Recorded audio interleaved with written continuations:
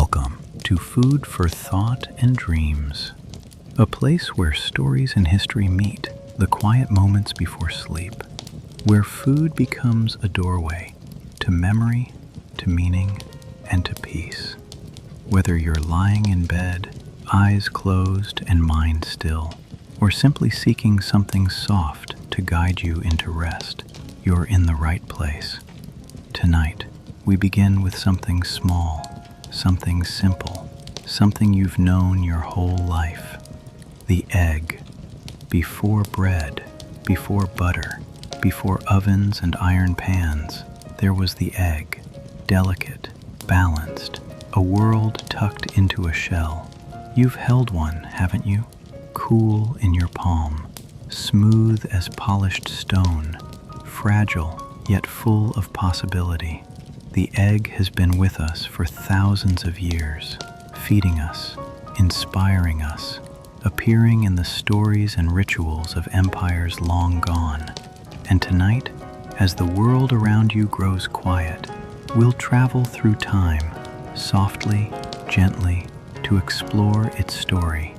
This is not a lecture, not a lesson, just a warm conversation, a bedtime journey. A way to slow down and remember. Breathe in and breathe out. Let your thoughts drift. Let your body rest. Let your imagination rise, like steam from a kettle, as we begin our journey with the very first egg.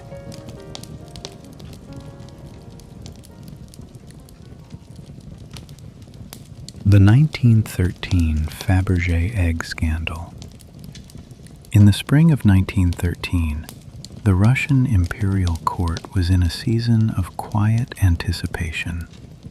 Easter was near, and for the Romanov family, that meant the arrival of yet another masterpiece from the workshop of Peter Carl Fabergé. By this time, the tradition was already decades old.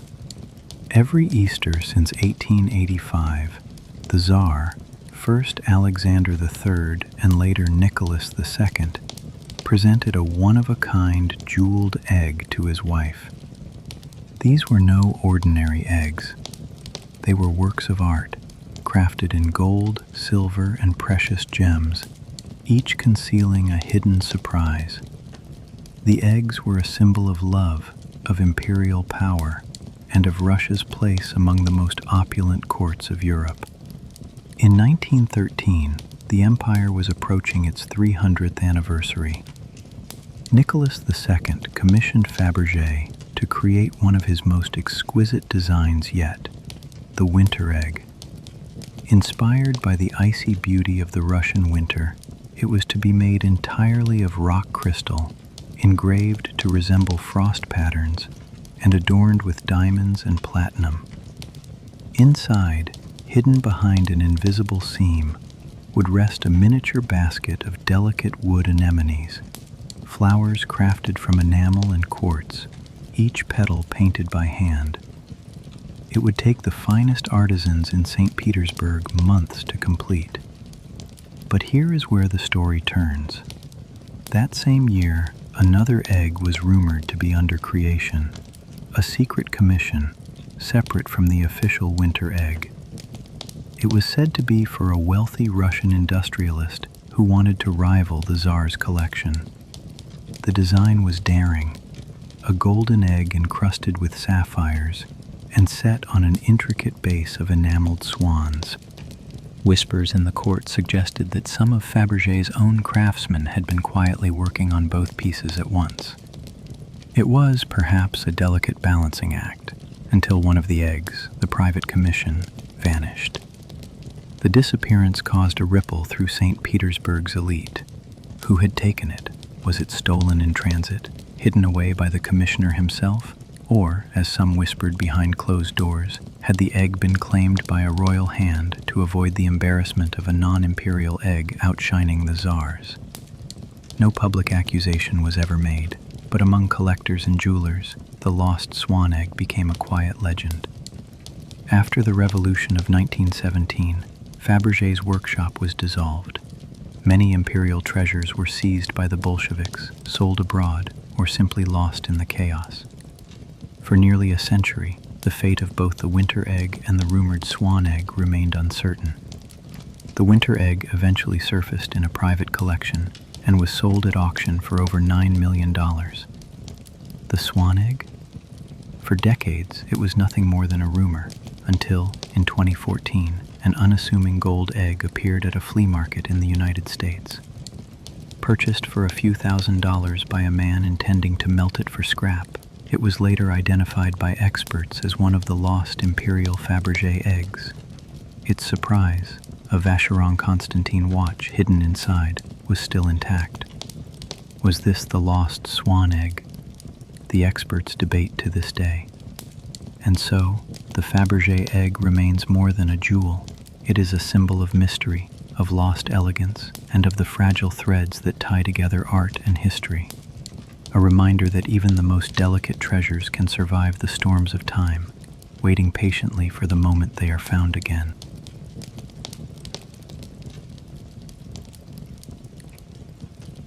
The Great Egg Famine of 1917 in Britain. In the year 1917, Britain was deep in the throes of the First World War. The seas around the island nation were dangerous, patrolled by German U-boats determined to cut off supplies. Every merchant ship that crossed the ocean carried precious cargo, and every voyage came with the risk of never reaching shore. Before the war, eggs were a familiar and inexpensive staple in British kitchens. Much of the supply came not from local farms, but from far away, enormous shipments from China and other parts of the world. They arrived by the millions, packed carefully in crates, and made their way into every corner of the country. But as the war dragged on, these supply lines began to fray. The journey from overseas grew longer and more dangerous. Ships carrying eggs, fresh or dried into powder, were slow and vulnerable targets for enemy submarines. One by one, the cargo routes failed. By the spring of 1917, Britain was facing what newspapers quietly began to call the Great Egg Famine. In the markets, the once common egg became a rarity. Prices soared. For many families, a fresh egg was no longer an everyday breakfast, but a luxury to be saved for the sick, the very young, or for special occasions. The government encouraged the use of substitutes.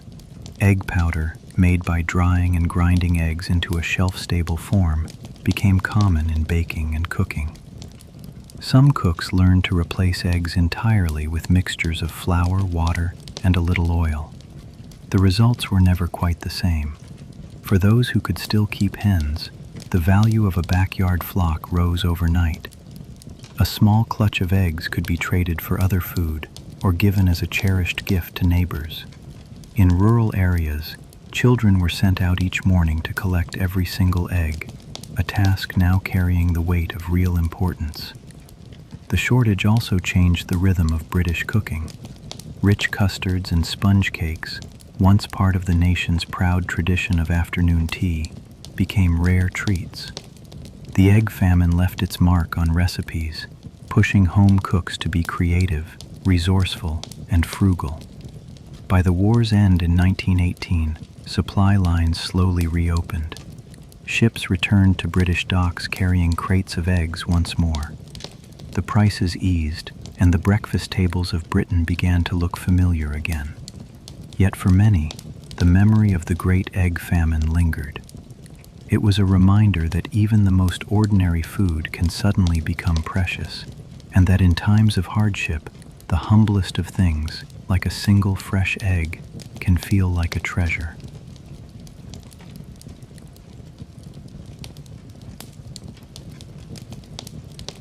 The first Easter egg hunt in the United States.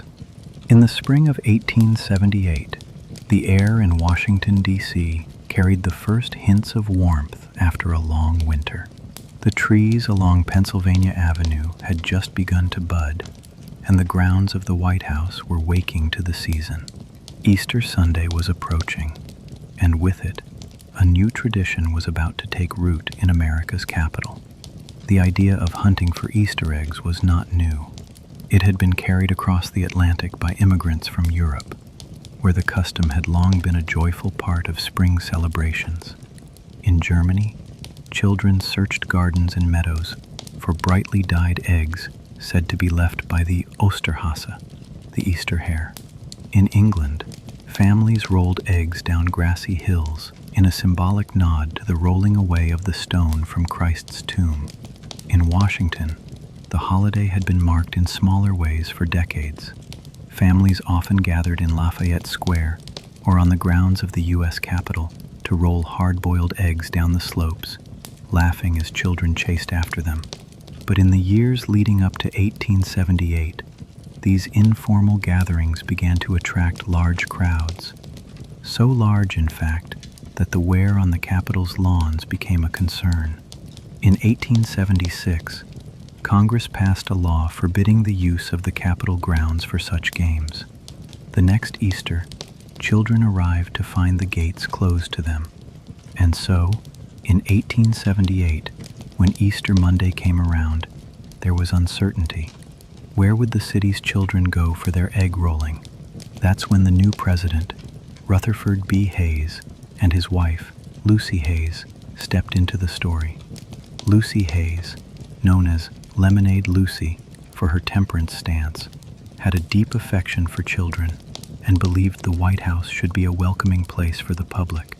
Learning of the ban at the Capitol, she proposed a solution: invite the children to roll their eggs on the south lawn of the White House itself. And so, on Easter Monday, April 22nd, 1878, the gates of the White House were opened not just to dignitaries or political guests, but to the children of Washington, D.C. and their families. They came dressed in their Sunday best, boys in neatly pressed jackets and caps, girls in dresses trimmed with ribbons and lace. Many carried baskets lined with cloth, holding carefully dyed eggs in shades of blue, pink, yellow, and green. Some had patterns drawn on them in wax, a tradition brought from Eastern Europe. The south lawn, freshly green with the new season, became a scene of laughter and excitement. Children crouched at the top of small slopes, releasing their eggs to watch them wobble, roll, and sometimes crack against the grass. Some chased after their eggs to race them down, while others treated it like a contest, cheering for the egg that traveled the farthest without breaking. President Hayes himself came out to greet the visitors, tipping his hat and chatting with parents. Lucy Hayes walked among the children, offering lemonade and cookies, an early gesture of hospitality that would become a hallmark of the event in future years. There was no strict structure to that first gathering, no plastic eggs, no prizes, no mascots. It was simply an afternoon of joy, fresh air, and community, an unexpected gift from the nation's leaders to its youngest citizens. Word spread quickly after that day. The following year, even more families came. Over time, the tradition grew into the grand annual White House Easter egg roll, with live music, storytelling, and games. But the heart of it remains the same as that first gathering in 1878. Children laughing on the grass, rolling eggs under the springtime sky, and feeling for a few hours that the nation's most famous house belonged to them too. It is a reminder that sometimes traditions are born not from elaborate planning, but from a simple act of kindness, and that even in the shadow of politics and history, joy can roll as freely as a painted egg down a green lawn.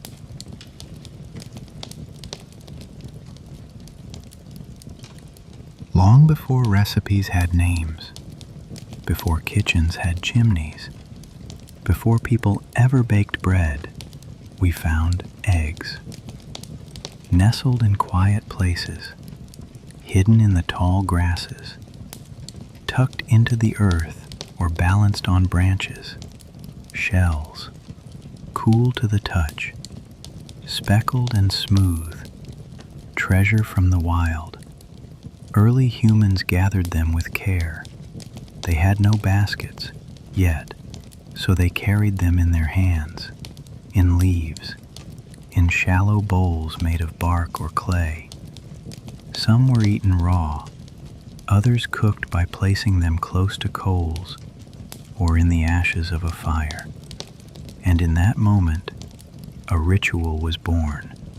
This ritual, this instinct to warm, to soften, to nourish, has stayed with us. The earliest evidence we have suggests humans have been eating eggs for more than 9,000 years, long before the first written word, before the first temples, before wheels turned across the earth. In the lands we now call Southeast Asia, a bird known as the red jungle fowl was the ancestor of every modern chicken. Wild and fast, colorful but cautious. Its eggs were small and hard-won. But humans are patient, and with time, they earned the bird's trust. Or perhaps they simply learned to live alongside it. By around 7500 BCE, people began keeping chickens not just for meat, but for their eggs. They built small enclosures, fed scraps, offered shelter, and in return, the hen gave the gift she always had, quietly, every morning. As domesticated chickens spread, so did their eggs, across India, across the Middle East, into Africa, and through the ancient lands of Persia. In Persian culture, eggs symbolized renewal. They were part of Nowruz, the Persian New Year, painted in bright colors, placed on a ceremonial table called the haft scene, a symbol of birth, of new beginnings. In India, eggs were included in early Ayurvedic diets, believed to support strength and stamina, used not just in meals, but in herbal remedies and traditional medicines. The egg was seen as a balancing force, both cooling and nourishing. And across Africa, communities used eggs in rituals, in offerings, in dances, in stories passed from elders to children. In some places, a cracked egg was said to reveal your fortune or determine the outcome of a decision. The yolk, a golden sun; the white, a mirror of spirit. In Greece, they were believed to hold mystical energy. In some villages, eggshells were buried under foundations to bless the home, to protect it, to invite good dreams. The Romans, ever inventive, turned eggs into delicacies. In their books, like De Re Coquinaria, attributed to Apicius, eggs were whipped, folded, layered, flavored with honey, herbs, and wine. Some recipes even called for eggs to be boiled, then peeled, then fried again. A simple ingredient turned elegant. They also believed powdered eggshell could help with skin ailments, that eating raw eggs could soothe a sore throat, that eggs were a gift from the gods of health. Whether or not it was true, it brought comfort, and that mattered. As the centuries passed, eggs traveled quietly across maps, hidden in the satchels of traders, tucked into clay jars aboard ships, mentioned in scrolls, scribed into ancient recipes, whispered into generations of home kitchens. From the Far East, to the deserts of Egypt, to the mountains of the Andes, eggs have always been with us. A symbol, a food, a tool, a comfort. Sometimes just the act of cracking one is enough to bring a person home. So simple, so complete, so ancient. And even now, resting quietly in the corner of your kitchen, it waits. In a bowl, on a towel, under the light of morning, or the hush of night. Still a promise, still a story, still a beginning.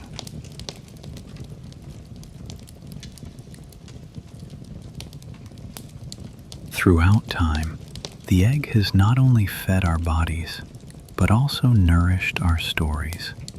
It has appeared in myths, legends, rituals, and dreams, a perfect circle of meaning, a shape so simple, yet it carries entire worlds inside it. In many cultures, the egg represents creation, not just life, but the birth of the universe itself. In ancient Hindu cosmology, there is the Brahmanda, the cosmic egg. It floated in the void, silent and eternal, until one day it cracked, and from it emerged the heavens and the earth, the sun, the stars, the gods, and time itself. In Greek Orphic tradition, the first god, Phanes, was born from a silver egg laid by Kronos, the god of time. Wrapped in darkness, Phanes brought light into the universe. The Greeks believed that this egg contained all the elements, and when it broke, life began. In Finnish mythology, a duck laid 7 eggs on the knee of the sleeping goddess Ilmatar, who floated in the sea of the void. As the eggs tumbled and cracked, they formed the world, the sky from the top shell, the earth from the bottom shell, the sun and moon from the yolks. The egg as a world, the egg as a beginning, always the egg as a mystery. In ancient Egypt, the egg was sacred to the god Ptah, the creator, and also to Ra, the sun god. Some stories say Ra was born from a celestial egg laid by a bird on the primordial hill, rising from the waters of chaos. The egg appears again in Zoroastrian thought as a symbol of the earth surrounded by the sky. In this model, the world is an egg, floating between realms of light and darkness. And then there is the humble Easter egg. Though it is now tied to Christian celebrations, its roots are far older. In pre-Christian spring festivals, eggs were offered to celebrate the return of the sun, the end of winter, the rebirth of life. Later, early Christians adopted the egg as a symbol of resurrection, of the tomb that held Jesus, still on the outside, but containing a miracle within. In Orthodox traditions, eggs are dyed red, a rich crimson, to represent the blood of Christ, and cracked open to symbolize the breaking of the tomb. In Persian celebrations of Nowruz, the new year begins with painted eggs to mark new life and the turning of seasons. Each egg often symbolizes a member of the family, laid gently on the haft-seen table, side by side, together. In Jewish tradition, a roasted egg, the beitza, rests on the Seder plate during Passover. It represents mourning, loss, but also the cycle of renewal, the presence of life even after hardship. In Chinese customs, eggs are dyed red for celebrations, especially for a baby's first month of life, the red egg and ginger party. The egg is shared with guests, a symbol of the child's growing place in the world. In Slavic countries, decorated eggs, called pisanki, are drawn on with wax and dyed in layers. Each color and symbol tells a story of harvest, of protection, of health. They are passed down through generations, never eaten, only admired, whispered over, blessed. In some African traditions, eggs are used to speak to spirits, to cleanse, to offer thanks, or to carry messages between this world and the next.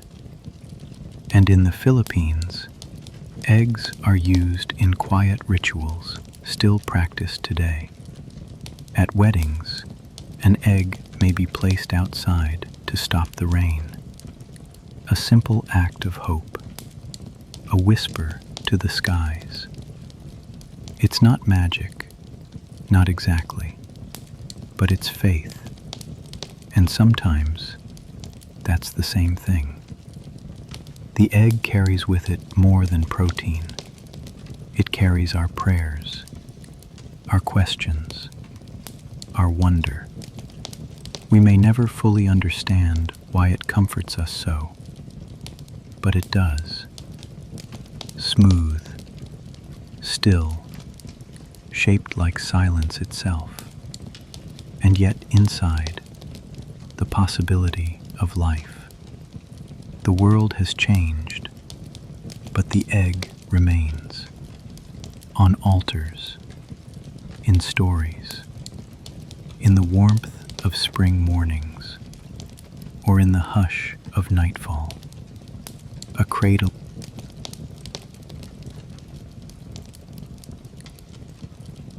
Now that we've wandered through myths and meaning, let's return to something familiar, to kitchens, to homes, to the ways people around the world cook and share the egg. Let's begin with a pan, a little oil, and an egg, gently cracked into the heat. There's something almost universal about the sound of an egg cooking. A quiet hiss, a gentle sizzle, like a whisper rising from the skillet. Around the world, eggs have found their way into breakfast, lunch, and dinner, street food and fine dining, feasts and quiet moments of hunger. In Japan, you might wake to the delicate folds of tamagoyaki, a slightly sweet rolled omelet, layered with care, often tucked into a bento box beside rice and pickles.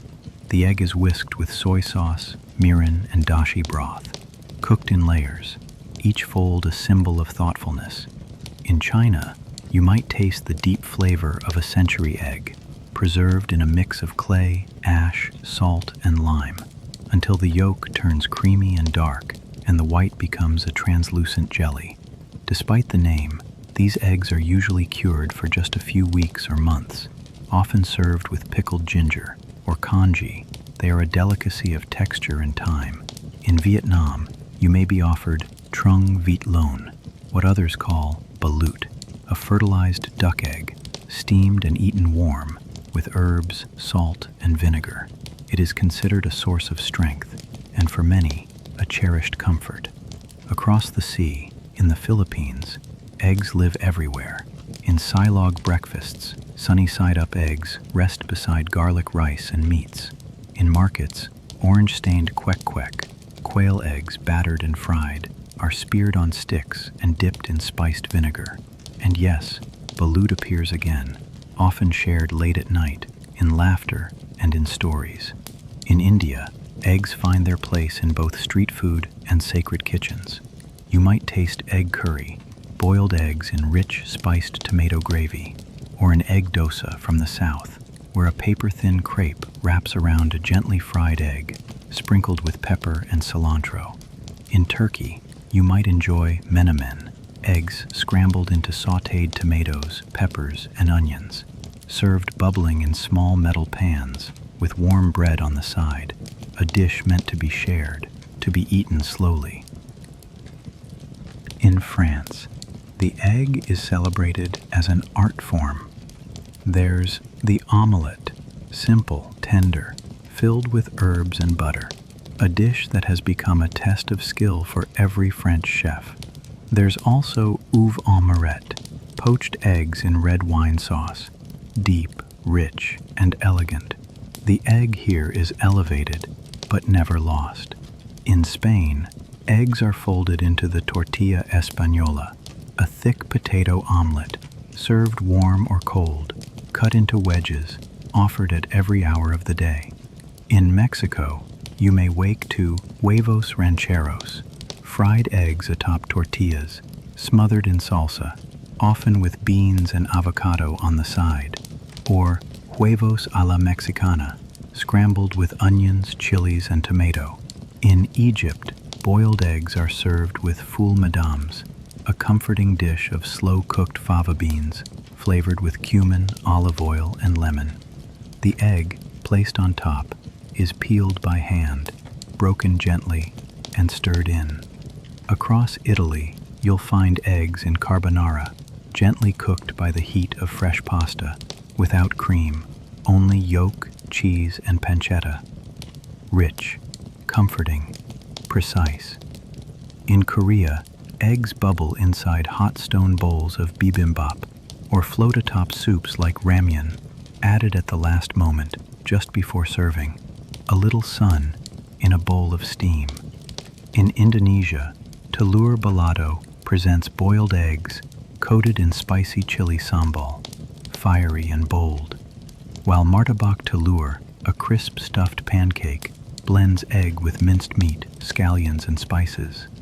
In Ethiopia, you might find doro wat, a spicy chicken stew served with hard-boiled eggs and spongy injera bread, each egg an anchor in the storm of spice. In Russia, eggs are layered into salat olivier, a potato salad beloved during New Year's feasts, or grated over blini with smoked fish. Simple, decadent. Even in the far north, in Iceland, eggs were once boiled in natural hot springs, gently placed in nets, lowered into steaming earth, and left until done. And in the United States, eggs show up everywhere, scrambled at diners, baked into pies, tucked into sandwiches, flipped into pancakes, whipped into meringues, deviled at picnics, or poached at brunch. Everywhere you go, the egg changes, but it remains the same. A gift wrapped in shell. The flavors change, the customs shift, the stories evolve, but the feeling remains. Comfort, warmth, care, history you can taste, and perhaps a little love too.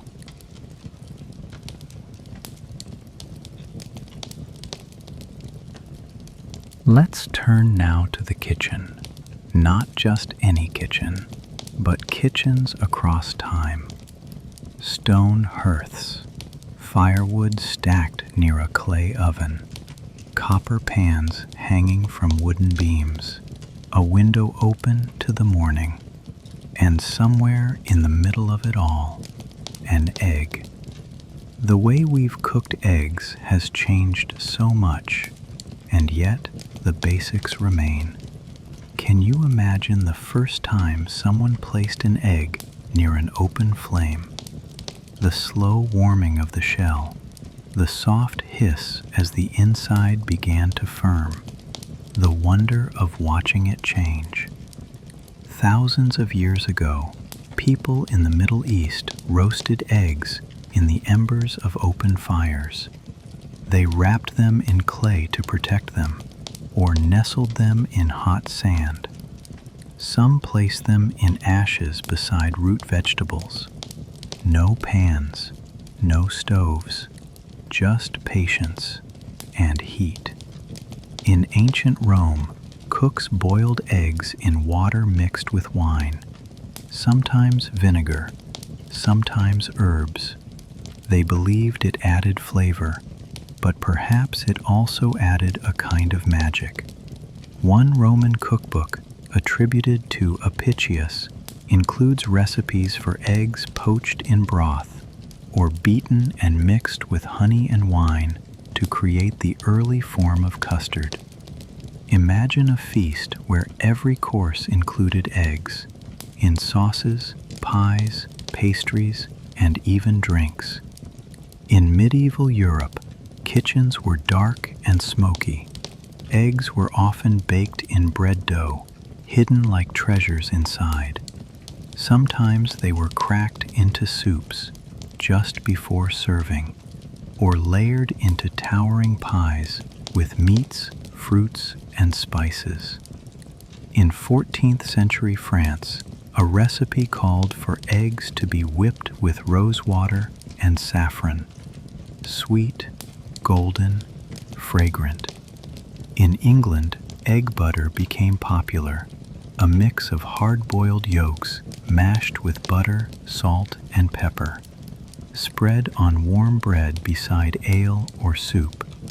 By the 1700s, eggs had taken their place in nearly every kitchen. Cooks scrambled them over open flames, whisked them into puddings, whipped whites into towering peaks to create early meringues, airy, delicate, almost magical. In Japan during the Edo period, street vendors sold dashimaki tamago, a seasoned egg roll, cooked on hot rectangular pans over charcoal stoves, folded layer by layer until it resembled a small golden scroll. In the Ottoman Empire, a dish called chilbur combined poached eggs with yogurt and melted butter infused with paprika. Cool and warm, soft and sharp, a dance of texture. The 1800s brought more tools: iron pans, egg beaters, ovens with doors that actually closed. Suddenly, soufflés began to rise, and quiches began to bake. In France, the omelette became legendary. Napoleon himself was said to have once tasted a peasant's omelette and demanded it be remade for his entire army the next day. And in America, by the 20th century, eggs were on every table, in every cookbook. Deviled, pickled, fried in bacon fat, boiled and sliced onto toast, scrambled with bits of cheese and vegetables. Some say Julia Child's most famous TV lesson was how to cook the perfect omelette. She flipped it with a shake of the pan and smiled as it folded like silk. Simple, precise, joyful. Even now, the methods vary. Some people steam their eggs.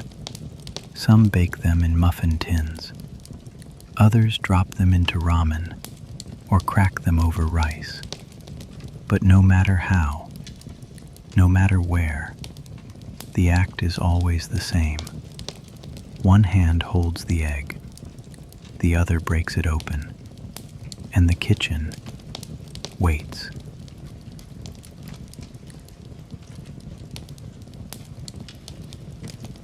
Let us continue with the egg's quiet presence in our beliefs, in our stories, in the rituals passed down from hand to hand, like something too delicate to say aloud.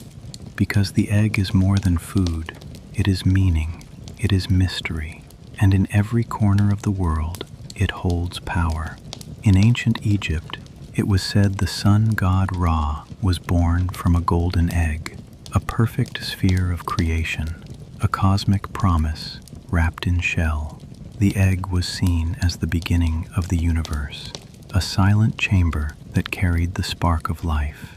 In Hindu mythology, the universe itself is said to have come from a cosmic egg, the Brahmanda, an egg that split, separating sky from earth, light from dark, being from nothingness. In Persia, painted eggs were exchanged at the spring equinox, symbols of rebirth, light, and new life returning to the world. This tradition, known as Nowruz, is still alive today. Families gather, children laugh as they hold the delicate eggs in their palms. It is both play and prayer. In Eastern Europe, women sit at long wooden tables, carefully drawing wax lines onto eggs, layer by layer, color by color, creating pisanki, sacred painted eggs, not decorations, but prayers. Each symbol, a wish, each color, a hope, passed from grandmother to child, from village to village, a quiet continuity. In parts of China, red eggs are given when a child turns 1 month old, round, smooth, and warm with joy, a soft welcome into the world, and a wish for good fortune. Sometimes 2 eggs are given in a box, nestled like a blessing. Togetherness, duality, protection. In the Philippines, when a person feels ill from unknown causes, an egg is used in a ritual called tawas.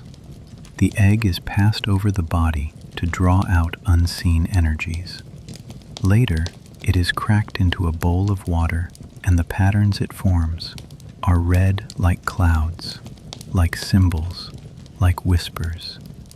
Some say the shapes reveal spirits or shadows. Others say they reveal truth.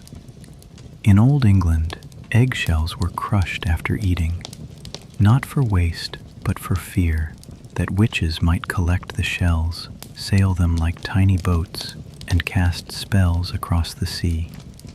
Children were taught this not with fear, but with a kind of quiet awe, an understanding that even what we discard holds power. In rural parts of Greece, it's common to bury an egg in the foundation of a new house, a blessing, a quiet protection, to ensure the home will grow strong, that the lives lived inside it will be full. In Jewish Passover traditions, a roasted egg sits on the Seder plate, a symbol of mourning and hope, of what was lost and what still remains. It reminds those at the table of the destruction of the temple, but also of resilience, of cycles, of rebirth. In modern rituals, weddings, births, even funerals, eggs appear quietly, hard-boiled and dyed, wrapped in cloth, placed in hands, not with fanfare, but with intention. And even today, on Easter mornings in many parts of the world, eggs are dyed and hidden, not only for play, but for memory, a tradition that stretches back and back to the earliest rites of spring. The egg, rolling down grassy hills, echoes ancient rituals of the sun's return. In Japan, there's a belief that eating a black egg from Owakudani, an egg cooked in volcanic hot springs, can extend your life by 7 years. Tourists climb the mountain for a taste of this dark-shelled promise, because eggs have always been about beginnings, about things unseen, about waiting and becoming. They are cradles for life, symbols of fertility, of fragility, of strength. To break one is to open possibility. To share one is to offer hope. So we whisper over them. We paint them. We offer them. We bless them. And in quiet kitchens everywhere, we still hold them gently in our hands.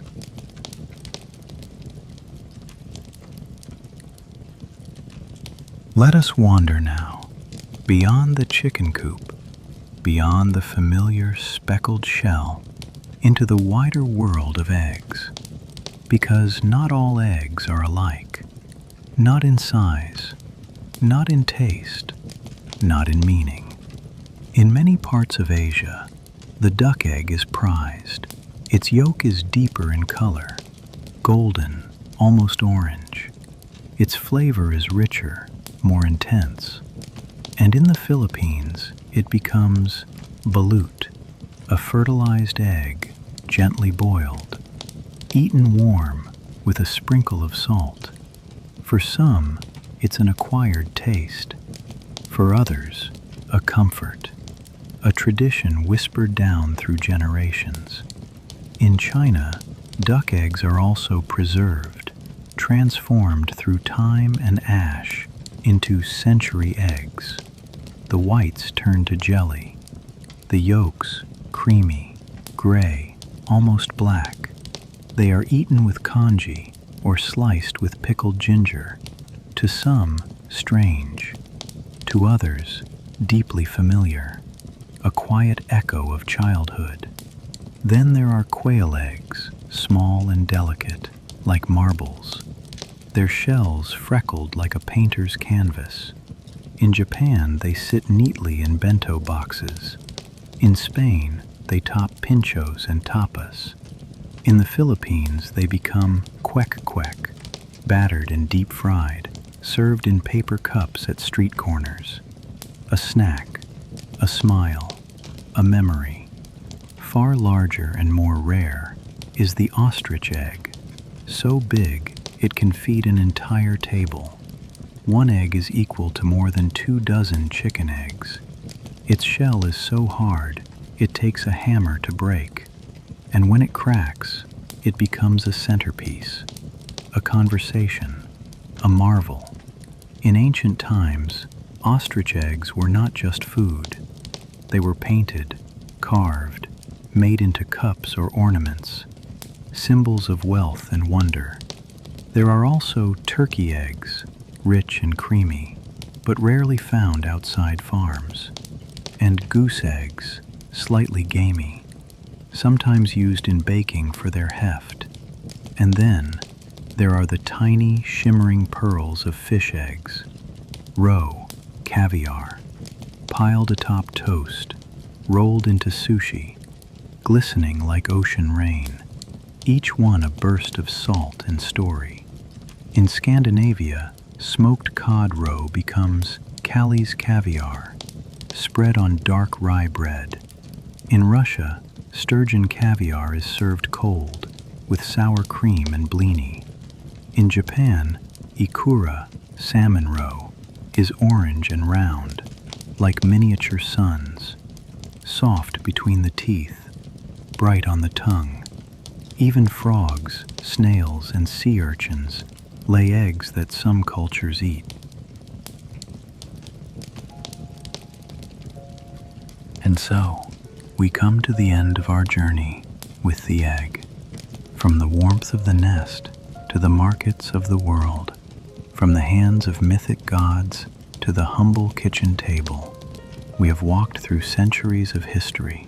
We have sat beside storytellers and listened to fables.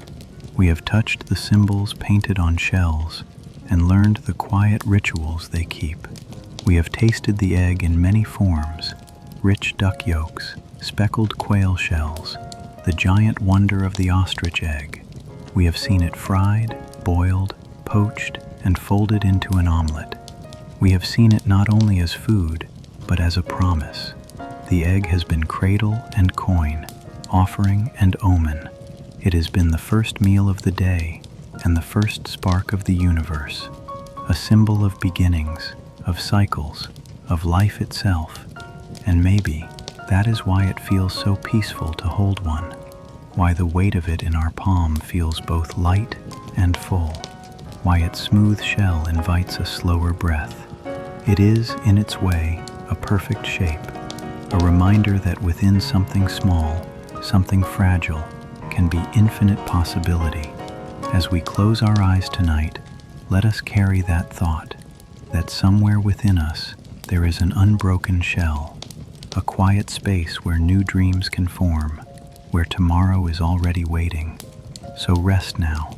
Let the warmth of the hearth in our story linger. Let the sound of the pan fade to silence, and let the egg remain in its perfect stillness.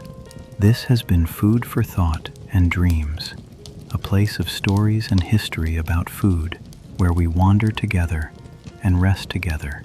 Good night.